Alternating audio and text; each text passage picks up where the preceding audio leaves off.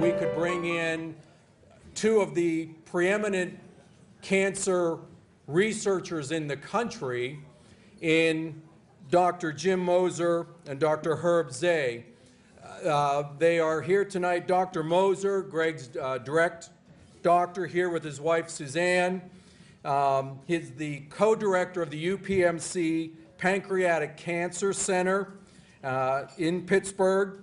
He has helped to develop many robotic surgery techniques. In fact, they do more robotic pancreatic surgery, as I understand, in Pittsburgh than anywhere in the world. And we are very, very fortunate to have him here. Along with him is Herb Zay, Dr. Herb Zay, who is his co-director at the UPMC Cancer Center. They have both done a great deal of research and surgery in the areas of working with pancreatic cancer and other related biliary diseases. And I do want to point out, just for everybody's happiness, that Dr. Moser, I asked them both for a claim to fame. Dr. Moser pointed out that he and his wife are the proud parents of 3 children under the age of 3.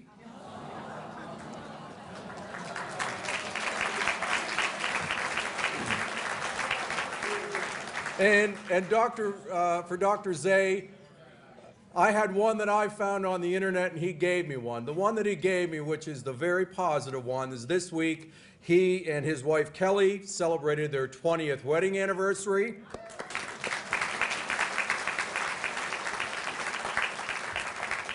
And at least to the pleasure of the Gilday family, he's a proud alumnus of Notre Dame University.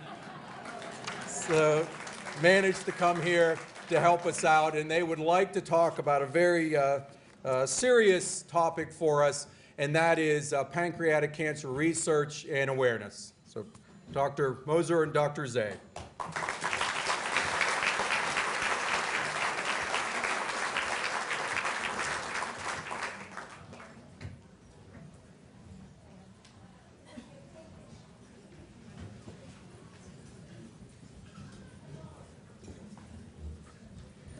That was a very kind introduction. I speak for Herb and I and say we're really quite delighted to be here.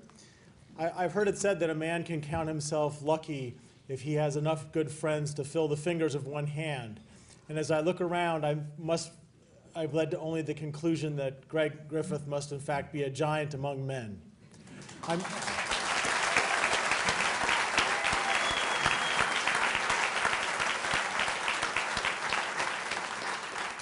I'm sure that the Altoona Curve baseball team thought they'd sold out the stadium. Little did they realize that the dinner left the bleachers empty.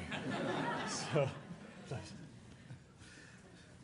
Thanks. I just want to echo Jim's comments. Both of us had the opportunity to participate in events like this many times over the last few years, and for an inaugural event, we usually think, maybe 20 or 30 people, and this is amazing to have this many people. And after spending a brief amount of time with Greg and Kathy and Jamie and Jordan here tonight, it's no secret why that is. Really special people, inspiring, and we're really delighted that you asked us all to be here and be a part of this. You want to spend some time talking a little bit about, So Greg and Kathy asked us to be rather specific about pancreatic cancer research, and I think he was going to point out the number of people who's in the audience whose lives have been touched by pancreatic cancer, so I won't steal his thunder. But just to talk specifically for a moment about what effort you are embarked on. So you may know about the Susan G. Komen Breast Cancer Foundation and their annual walks, and you may know that on an annual basis that the Susan G. Komen Foundation raises more money for breast cancer than any other organization, including the National Cancer Institute. But in fact, that started with a dying woman's wish that her sister do something for breast cancer, and their first walk was 6 people. So if you can imagine, if the first walk was 6 people, imagine how much bigger the future could be with 480 people in this room. And it's really an outpouring of affection for a disease which really gets very little publicity. And the reason is that the people who are affected by it are oftentimes scarred by it, and don't want to look back on it. And that's why I would just like to take my hat off to Greg Griffith's courage to tell people about what he was suffering through, because certainly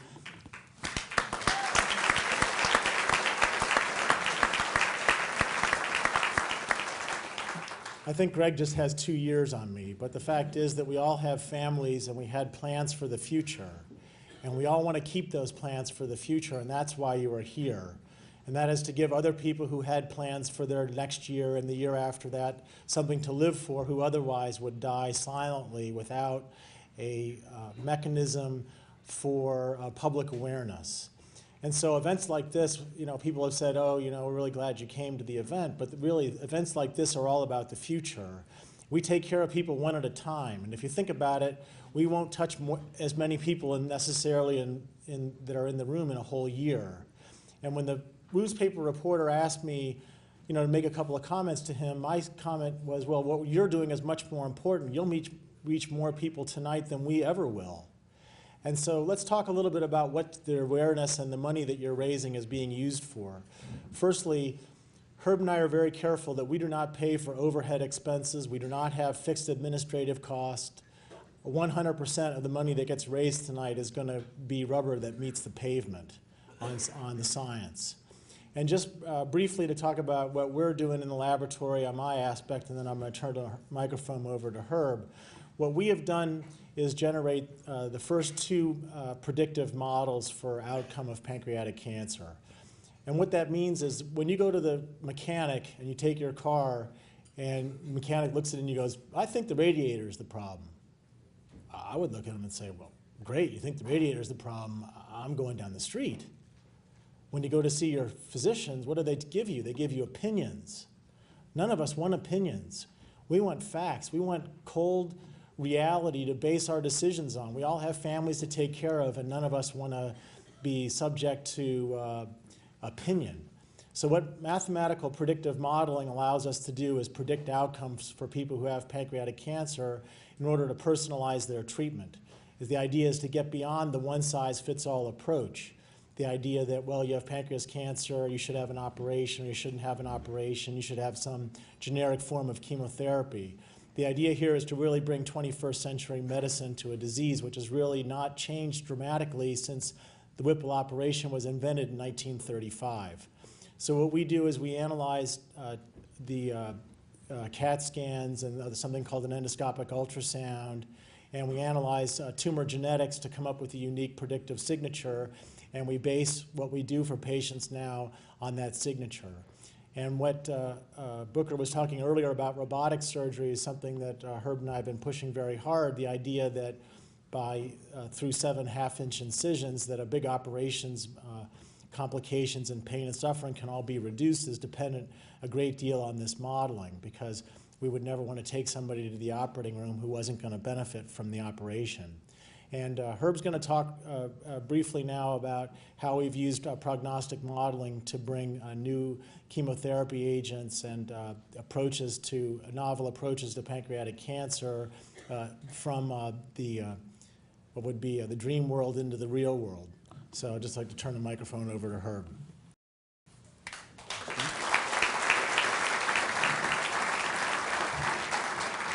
So I just want to echo Jim's comments about how important events like this are and how they make a real difference in what we do every day. Both of us are very fortunate to meet people like Greg and patients, and we're humbled every day by the courage they show. And that's why we wake up every day and go to work renewed with energy and a lot of enthusiasm to try to come up with something better here. We have a very nice center at the University of Pittsburgh where we really are able to take care of patients with all levels of this, all stages of this disease.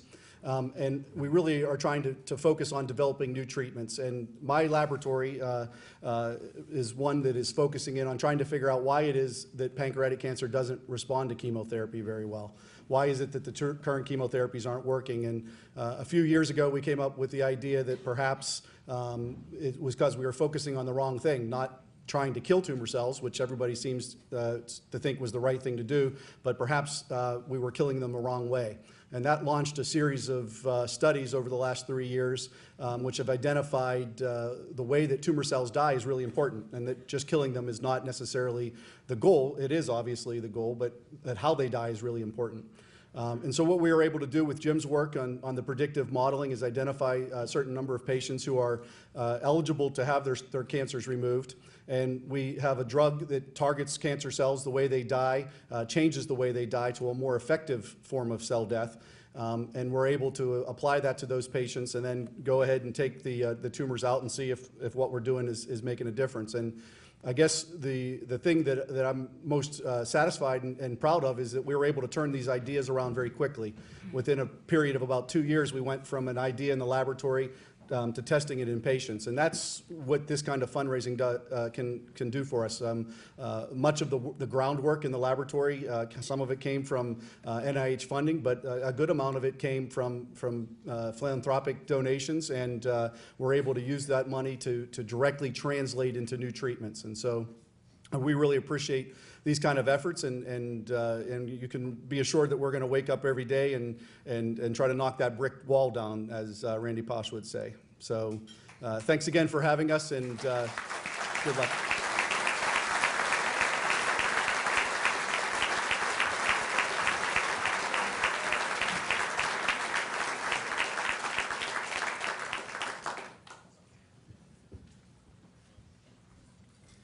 That was wonderful news, and at the end there, Dr. Lay mentioned Randy Posh. It is, you know, again, amazing that here in our area, our community, maybe everyone didn't realize that, but if you've heard of the book, The Last Lecture, or seen Randy Posh on TV, things that he did, they were the surgeons that treated him. And again, a lot of credibility goes out to Greg and Kathy for being able to get them to come here, and also their willingness to come out and share with us information as it relates to this disease and illness, and hopefully we can do some things to make their lives easier. So thank you.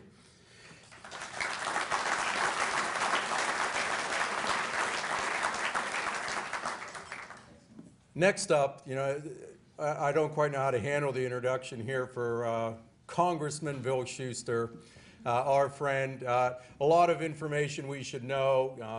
Bill has done a wonderful job for our area. He's in his 5th term in the House of Representatives. Bill's on a lot of influential committees, has done a lot of things for us. It's wonderful that he is from the community. He is well connected. His family's been well connected for a long time. He knows Greg and Kathy very well, and was more than willing and able to jump into an area that we all need, and in particular the pancreatic cancer and UPMC Cancer Institute at Pittsburgh needs, and that is more federal funding going towards the treatment of pancreatic cancer.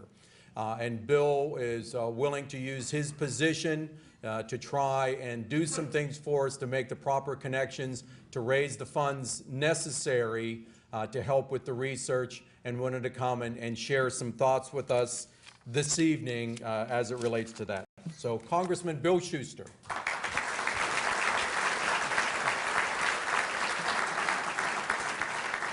Well, thank you very much, Booker. That was a serious introduction, and he told me I was supposed to keep it light up here. But I'm going to talk a little bit serious, and then I know Greg well enough that I'm going to turn it into a little bit of comedy. And following two serious people like Dr. Zay and Dr. Moser, we really appreciate you being here this evening and appreciate the great work you're doing. Truly, two nationally renowned oncologists, and again, it's great to have you here, and great that you're on Greg's team.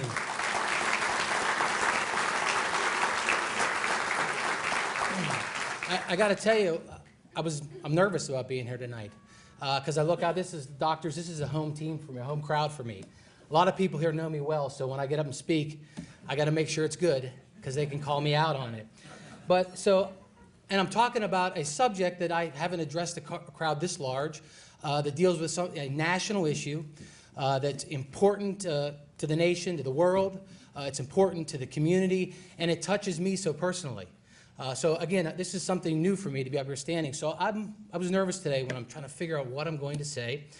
Then about 4:45, I really got nervous because I wasn't sure what to wear. And so, like all of you that know Kathy, what did I do? I called Kathy up and said, hey, Kathy, what am I supposed to wear? So thank you, Kathy, for dressing me this evening. It really is great to see this kind of turnout here tonight for such a serious disease and for somebody so beloved in the community that we're all here supporting. And the goals of awareness, support for the Griffiths, and raising money for this research is a serious endeavor and something that I look out here and see 470, Kathy, 480 people. It's fantastic. It's really fantastic. And I got to tell you also, Kathy, I've never had a fundraiser this big for me. So, yes. Not for you, Greg, for Kathy.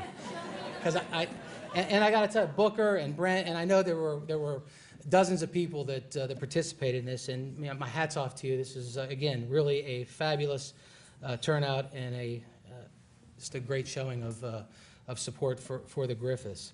And probably like most people in this room, many of you, maybe all of you, I didn't know much about pancreatic cancer. Before, you know, some of the stories, some of the national things you've read, but didn't really know anything about it until Greg was diagnosed. And then I started to learn about it and started to realize that the funding that's out there isn't sufficient for the toll and the magnitude, the toll it takes, pancreatic cancer. We're not spending the kind of money that we need to on it. We're not giving these doctors the opportunity to do the research, to find the answers, to find the cure, to keep people living lives. And that's one of the reasons, after I studied it for a while and got the honor to meet Dr. Moser and talk to him about it, that I signed on to H.R. 745, which is the Research and Education Act, which is going to redirect some of that funding, trying to better coordinate it, trying to help the different agencies in the government. And all of us know that government sometimes, most times, is not that efficient. So we hope that with 230 some co-sponsors on the bill now, that we'll be able to move it forward. And as I said, increase funding, better manage the funding across the different disciplines so that we can be more efficient. These doctors, again, can have the opportunity to find the cure. But raising money, finding that money, raising the awareness is absolutely essential to being able to, whether it's government, the money coming from the government, or the private sector, like tonight in these private events. That is so important to raising the money, the awareness. People know about it. And tonight, the evidence is clear that the people in this community are become aware, but the generous spirit of this community. But I got to say, across America, Americans are generous. I believe that the Americans, what makes us great in this country is our compassion. It's our generosity. Even today, in these tough economic times, there's over $250 billion that's donated by Americans to charitable organizations, whether it's cancer research, whether it's your church, whether it's your local Boys and Girls Club. Americans are generous. So we've got to continue to push for this awareness, continue to make sure people know about pancreatic cancer and the monies that are needed to find the cure. And of course, the third goal tonight is to support the Griffiths, Kathy and Greg and Jamie and Jordan and your extended family. This is important, and as the doctor mentioned, Greg is a giant. This community has come together to support him because we love him, because he's one of the great guys. He truly is. Tough for me to say that, Greg. But don't worry, I'm just getting warmed up. No, he truly is one of the great guys, and it's a pleasure and an honor for me to be here tonight to support this great team, family, friends, doctors, doing what they're doing in support of Greg, in support of raising the money for pancreatic cancer. But now that I have the microphone, I just want to talk about just a couple of things that I'm doing and have done, great experiences for me in this team effort for Greg and my family's done over the past months. First and foremost is I wear this prayer bracelet that Kathy gave me. And it's really powerful. As first of all, it reminds me every day that I've got to remember Greg in my prayers. But I can't tell you how many members of Congress and people in government ask me about this bracelet. And I tell them. And there's probably about 36 members of Congress that are keeping Greg in their prayers every day just because they asked me about the bracelet. I told them I had a friend that had it. So there are people all over this country that are praying for Greg and thinking about Greg, and it's all because of this simple prayer bracelet and the power of it. So that's one thing that I've done and very proud to take part in. My family went to Italy this summer, and one of our main missions was to make sure we were in every church we could go, big and small, in Italy to say a prayer for Greg. I know that I didn't make it to Venice, but Becky and Garrett were in Venice, and I don't know what churches they were in, but they were crisscross Venice, praying in churches. We were in Florence. I spent about 7 hours in Rome. I made it a point to go to the Vatican, so Greg, we registered a prayer there for you. We were in the town of Assisi. You name it, we said a prayer for Greg. So that was part of our mission on our vacation this summer. And finally, I guess I need to explain a little bit about Greg's and my relationship. I've known Greg for just about 20 years, just shy of 20 years. And Greg and I have this close relationship where sometimes I don't see him for 3 or 4 or 5 weeks, but it doesn't matter because when I show up, Greg and I just start like it was last week we saw each other. And Greg, how to describe Greg's and my relationship and sum it up in a word, and Mrs. Griffith, no offense to you, you raised a great son. And I was thinking about how to, so don't be offended when I say this, because I'm thinking about how can I describe Greg and my relationship, and I came up with it. My mother would say Greg's a smart aleck, but I would say he's a smart ass. And he never passes up an opportunity to zing me. He's a guy that makes sure I remember that even though I go off to Washington and serve in Congress, that I'm just a guy from Hollidaysburg, but really, he reminds me I'm just a guy from Everett. And not only am I from Everett, but he's one of the 9 baseball players in the Hollidaysburg Junior High, I'm going to admit this publicly now, Greg, that destroyed my potential career as a pitcher in baseball. It was a terrible day for me. Hollidaysburg came to Everett. They shelled me. It was the last day I ever pitched a baseball game, literally. And it was probably the best day in Greg Griffith's life in baseball because I think he hit his only home run for me. Now, we didn't realize that until 20 or so years later, but it's been a great friendship, a lasting friendship. And when they talked about, and I know many of you in here, I think you said there's 15 people that have driven you out to Pittsburgh to chemo. When they asked me to drive Greg out to chemo, I said, sure, absolutely. Let me look at my schedule. I looked at my schedule and said, hey, the first Thursday in April, I can take Greg out to chemo. And then after I said it, I looked at my calendar. It was April Fool's Day. So it's fitting, Greg and I travel on April Fool's Day. We go to Pittsburgh, and I know I've never seen chemo administered, and I knew it was going to be tough. But this was a day that Greg's veins didn't cooperate. So they must have stuck them 7, 8, 9 times. And if anybody knows me, knows needles and myself, it's not a good thing. But I stood there talking to Greg, and they kept jabbing, and I kept thinking, I'm going to pass out. But, I know, I'm here for Greg. I got to make sure. So I survived. We finished the chemo up. It was probably one of the longer days you had in chemo. But then we come 2 hours from Pittsburgh to Altoona. It took us 3 hours. And a guy who serves in Congress on the Transportation Committee, not only was Greg riding me on the way home, even tonight he told me that, I got to do something about getting 22 fixed up so that he doesn't.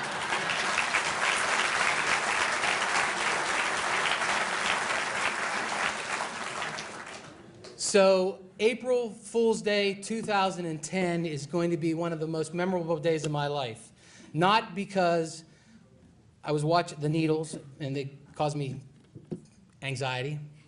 Not because of the long ride home, but because I got to spend time and lend some effort to my good friend, my dear friend, and taking him out to chemo and be part of this effort, this team effort to make sure that Greg wins this battle. I'm confident that he's going to win this battle.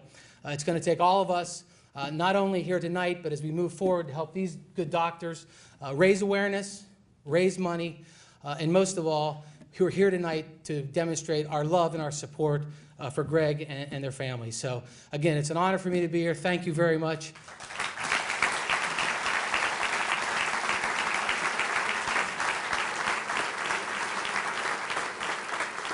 We're going to beat this, Greg.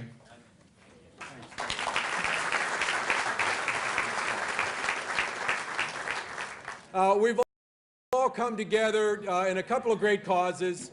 You know, when this thing was first put together, the idea was to have a roast. But unfortunately, there were so many people that wanted to speak, we could not get any place big enough to get together to do a roast for Greg. So this came up with this format, which has worked out wonderfully well. And again, I cannot express enough how much everybody is appreciative of not only the financial generosity, but folks showing up for the event and everything that people have done for the Griffiths and everyone involved over the past several months. It's been a great outpouring of things. And it is great to have the opportunity to introduce Greg, to come up here and say a few words to all of us. He's been looking forward to this. Greg and I have worked together over the years for a long time, and we were talking about this, saying that in many instances you get up and you just wing it.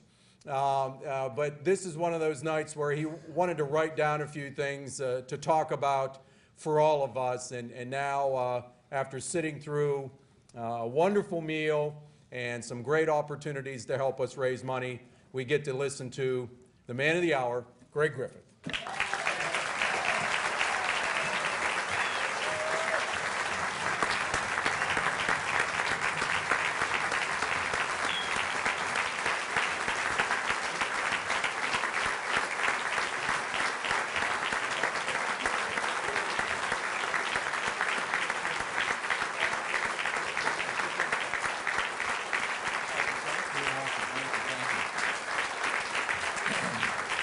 Thank you very much. Thank you. You know, I'm kind of embarrassed standing up here because the question in my mind is, who is that man on that billboard? How about that hair and that dark mustache? Matter of fact, my niece Samantha came up to me. She's going to second grade, I think, isn't she? And she said, "Uncle Greg, were you born with a mustache?" And anybody that went to high school with me probably appreciates that. You know, when Brent originally called me about tonight's event and tomorrow's 3-on-3 tournament, I was really touched by it, obviously. And really tonight, I have to say, I'm very humbled standing here because not every pancreatic cancer patient gets the gift of time that I've been given. And so before I get started, I just want to thank a couple of people. And would everybody that was on the committee for tonight's event and tomorrow's 3-on-3 tournament just stand up for a second? Please just stand up for a second, because I just want to thank them.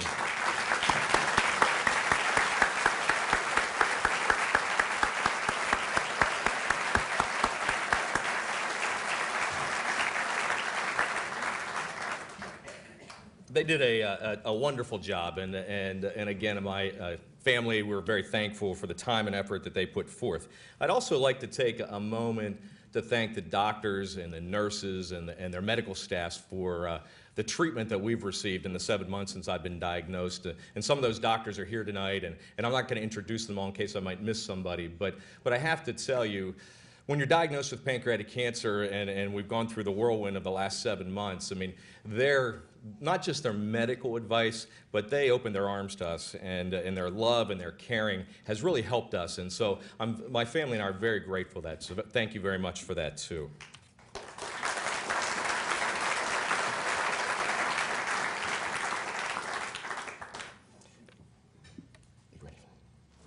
Okay, couple minutes. You know, Harvey McKay is a Minneapolis businessman, and he wrote a book called Swimming with the Sharks Without Getting Eaten Alive. And in his book, he says, there's 2 times in your life where you feel totally alone. Just before you die, and just before you give a 10-minute speech. I gotta tell you, I'd much rather give the 10-minute speech, because I've been on both sides of this, and this is a much better place to be. You know, many of you might know that one of my family's favorite things to do is go to the Outer Banks for vacation. And we especially like going to Corolla. And many of you in this room have gone on our beach trips with us to Corolla. I mean, we've had upwards of, 50 people go to Corolla with us and spend a week, and we just have a heck of a good time. And as you may guess, there are many stories that come with that. And I'm not going to bore you with all those stories, but I do have one story in particular that I have to tell you about, and that's kind of what we're waiting for, the picture here. But because that's okay, and I'm going to go ahead with this story anyway, because I think I can explain it well enough to give you the visual in your mind. And I'm going to call this story the kayak story. I heard a groan from somewhere in the crowd. And the kayak story kind of goes like this, and hopefully we'll get the picture up here, because the picture is the only known evidence of this happening. And the picture, when it pops up, you'll see Bob Rahoy, who is not here with us tonight, he's on vacation, and Jeff Kettner, who is with here tonight, in a kayak, an ocean kayak, trying to get out. And in the picture, myself, Booker, Caitlin Kettner, Jeff's daughter, and Larry Kansky are in waist-deep water trying to get Jeff and Bob out beyond the wake so that they can use the ocean kayak. So picture this. Jeff is in the back. I'll say that again. Jeff is in the back. Bob is in the front. And of course, once the picture's up, this will mean a lot more to you. But what you'll see, what you don't see in the picture is what happened before that. When Jeff first tried to get on the kayak, the kayak tipped at least 10 times. Okay. Because there was quite a weight differential between the two. Bob is about 150 pounds, and I won't guess what Jeff's weight is. And Jeff, I'm sorry, please don't arrest me when I go through town tonight. I know he won't, and I'm living up to Congressman Schuster's calling me a smartass. I'm living up to that. So, and anyhow, so what you don't see after the picture is when Bob and Jeff hit the first big wave, the kayak went straight up in the air, and Bob, who weighs 150 pounds, went spread eagle back into Jeff's lap. We found out after the kayak adventure that the weight limit for the kayak is 300 pounds. You do the math.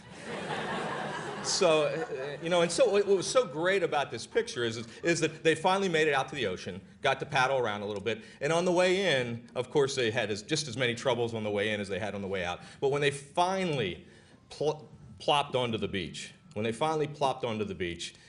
the entire beach, and I'm not just talking the people that were with us, the entire beach gave them a standing ovation. I mean, it was a wonderful story and a vision that has never left me. And tonight when I thought about, gee, what am I gonna say? That vision kept coming back to me. Because when I look at the picture, it reminds me of my journey. Over the past 7 months, you see, this journey is just not my story, it's our story. And it really has been. It's been our story. It's a story of faith, family, friends, community, and love. When I was diagnosed with pancreatic cancer, you all, and that was on February 5th, by the way, you all jumped into the ocean of my turmoil, and you lifted me up out of an ocean of despair. And just like in the picture, you helped us get back to shore safely, and I thank you for that. Thank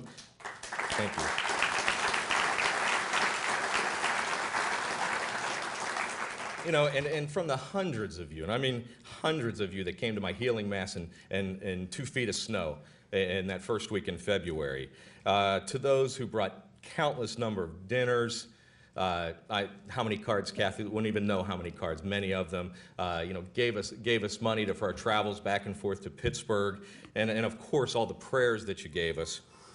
And to those, my chemo warriors. I mean, to the chemo warriors, and those who stopped by on a daily basis. For those of you that always kept me in your thoughts, I have to say thank you. And I can truly say that on our journey, I've never felt alone. Every day, somebody was there with us, whether it was in spirit or whether they were with us in actual. And so again, I thank you very much for that. When I look at this picture, I also think of people. When I think of this story, I also think of people that don't give up. You see, what I don't want you to miss in the story, as ugly as the picture is, Jeff and Bob made it out to the ocean and back. They completed their journey. And tonight something special is happening. And I know that this community won't rest until we find a cure for pancreatic cancer, because that's the kind of attitude that they have. And so I thank you for that.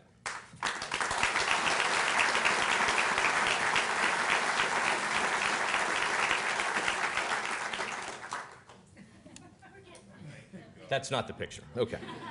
When I think of this story, I also think of faith.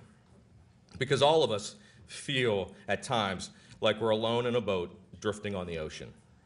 I know I felt that way when I was told of my diagnosis. The gun of pancreatic cancer was squarely in my face.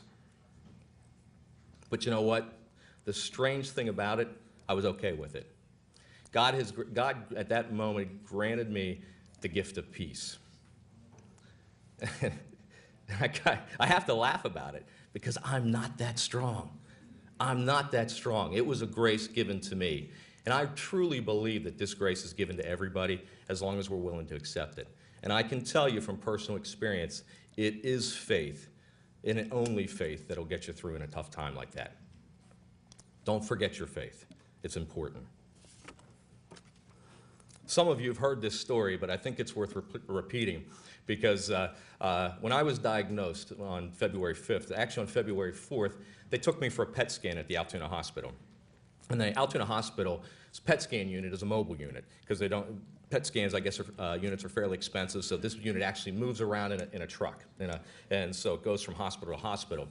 And so it's out on the outskirts, the remote areas of the Altoona Hospital, and they wheeled me down in a wheelchair with that lovely hospital gown on, with the opening in the back, and I'm thinking, it's beginning of February, this is going to be pretty darn cold. So they at least gave me a blanket, and they wheeled me down this long, long hallway. And unfortunately, or fortunately, I'm not sure, there were a couple people ahead of me, so I had to wait. And I was sitting there thinking to myself, this should be the loneliest day of my life, and the lowest point of my life. I already knew I had cancer. This was just to confirm if it had spread or not. And I was sitting there, again, I started to chuckle because I wasn't afraid. At that moment, Jesus had wrapped me in his arms, and I felt okay. And I sat there for another 15 minutes or so, and every time they opened the door, it blew right up my hospital gown, so that wasn't fun.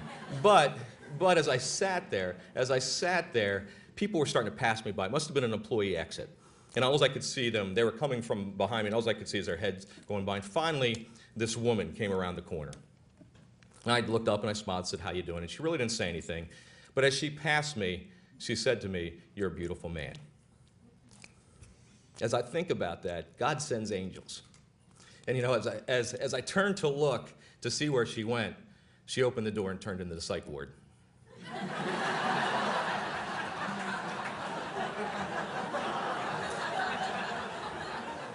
Angels come in all varieties.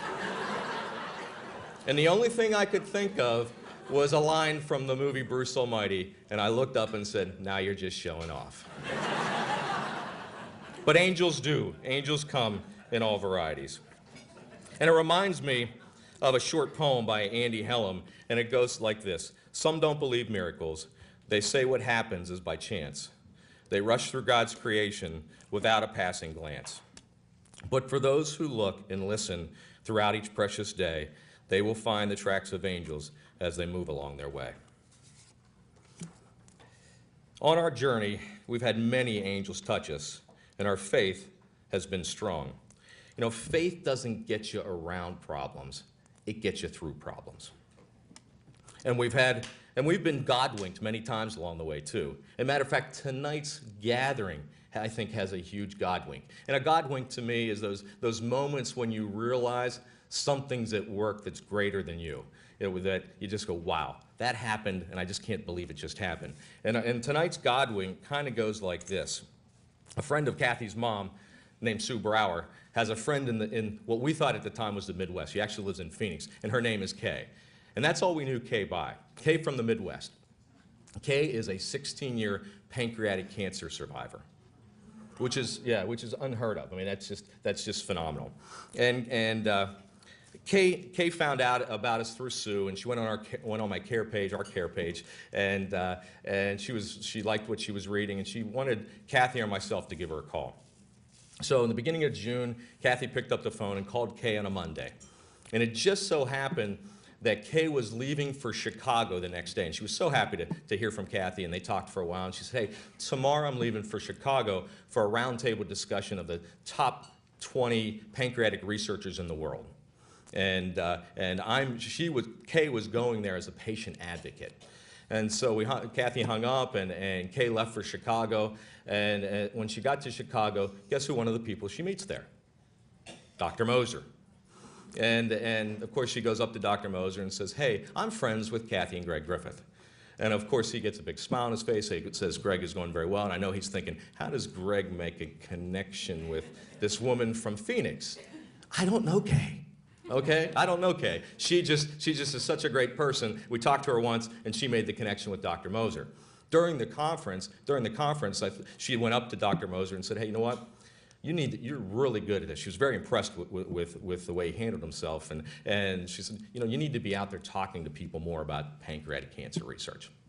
So 3 weeks later, on a Friday night, I called Dr. Moser about coming to talk to you all tonight about his research, and he instantly said yes. Instantly said yes. I actually, when I hung up the phone, I said to Kathy, that was too easy. That was too easy. You know, and then all of a sudden, the next day, we put it on the care page that Dr. Moser was coming to speak tonight, and Kay got so excited. She got so excited, she called us. And she told us the little background story of those God-wink connections that happened between, think about it, good old little Hollidaysburg, to Phoenix, Arizona, to Chicago with Dr. Moser. The connections were made. And I'm sure Dr. Moser would have came and spoke to us tonight no matter what. But I think that day we were God-winked because the connections were made. Don't ever underestimate those God winks because they're important in life, and sometimes we just don't recognize them. And so tonight, I think we've been God winked. Lastly, I want to say something about pancreatic cancer. It's a nasty disease, a nasty disease. You just have to go online and look at the statistics. It's deadly. It's really deadly. But it goes way beyond the statistics. It's a very personal disease, too. When I was diagnosed, there were several people that talked to me about their journey through cancer. Doug Rhodes, a great example of how to handle cancer and a great example to me personally.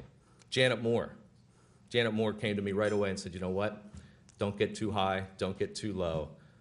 You can get through this. And so I thank her for that. There's also several pancreatic cancer people that called me right away, too. And some of them are here tonight. Mary Laver. I spoke with Mary probably the week after I was diagnosed. Dr. Forchero.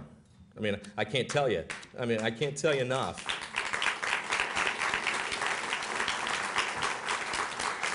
I can't tell you enough how that short conversation that we had early on meant to me, because I'll tell you, when you get this diagnosis, you're lost. You're lost, and your head's swimming. And to have people like Mary and Dr. Forchero who've gone through it call you up and tell you what to expect, how to handle things, who to talk to about things, really set my mind at ease. And so I'm forever grateful for that. Rose Markley. I don't know if Rose is here. Oh, there she is. There she is. Rose, your story. Rose is 10-year pancreatic survivor? 10 years. With us tonight.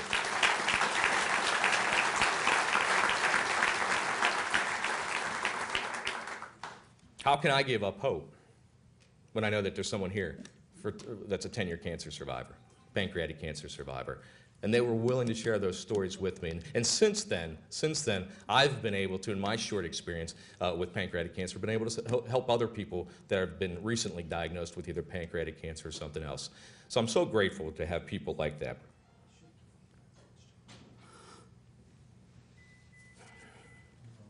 In his speech to the ESPYs nearly 20 years ago, Jim Valvano, who would later die of cancer, said, "Don't give up. Don't ever give up."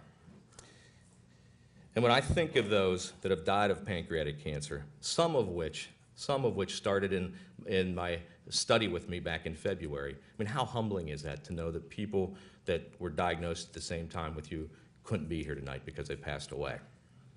You know, when I think of those people, I don't think of don't give up, don't ever give up. I think more of the time for a cure is now. When Dr. Moser told me about a 4-year-old with pancreatic cancer, I think the time for a cure is now.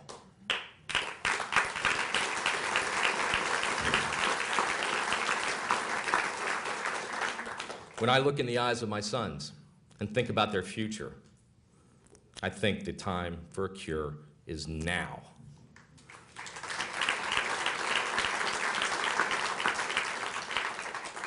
And when I look out over this crowd in this room, and I see the love and commitment of this community, I know the time for a cure is now.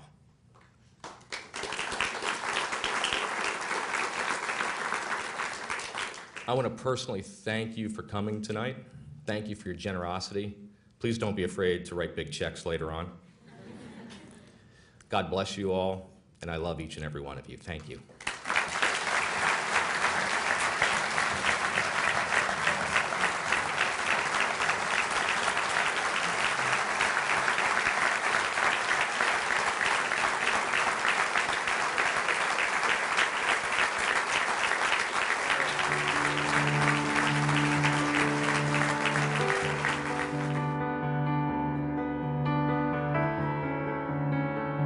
Glad to be here for Griff's Run and Gun. Looking forward to meeting a Got lot that of people. good Southern accent going, Yeah, huh? y'all. Pleasure to be here. It's a great cause for my boy right here.